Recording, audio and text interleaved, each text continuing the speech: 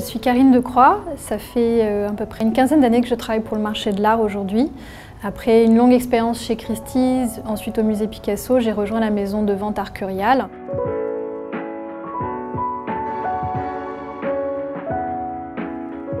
Les ventes aux enchères, finalement, c'est un métier assez simple puisque c'est un métier d'intermédiation. Donc on met en rapport un vendeur et un acheteur. Donc c'est relativement simple et c'est un métier assez ancestral. Simplement, on vend des œuvres d'art et donc ça nécessite une certaine connaissance, évidemment de l'histoire de l'art, mais aussi tous les métiers qui sont relatifs à cette mise en vente. Ça va aussi bien sur la partie juridique, jusqu'à la relation cliente VIP par exemple. Donc c'est un métier assez complexe qui regroupe beaucoup de spécialisations à l'intérieur même de cette grande entité. C'est un microcosme qui est composé de différents acteurs. Vous avez les galeries, vous avez les musées, vous avez les institutions privées quelles qu'elles soient, quelle que soit leur forme, et puis les maisons de vente aux enchères, et tous ces acteurs vont cohabiter ensemble et vont générer ce qu'on appelle le marché de l'art dans sa globalité, qui est aujourd'hui un marché qui a pris une tournure très professionnalisée, avec des enjeux assez importants et puis des prix qu'on peut de temps en temps voir dans la presse assez colossaux.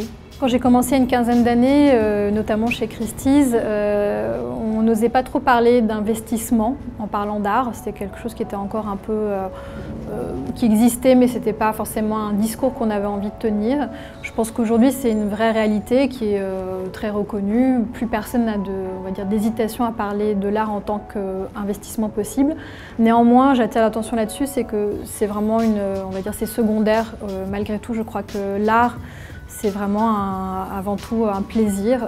On voit bien tous les acheteurs en général et les vendeurs. Voilà, c'est plutôt un placement plaisir, c'est avant tout une connaissance, c'est de l'émotion. Une œuvre d'art, c'est une émotion avant tout, et je crois que ça reste quand même quelque chose de très présent aujourd'hui et que finalement l'investissement est presque secondaire. Alors évidemment, quand on achète une œuvre d'art, on préfère qu'elle garde sa valeur et voir qu'elle en gagne. Mais ce n'est pas forcément le discours principal et on voit bien à travers les nombreux collectionneurs dans le monde entier.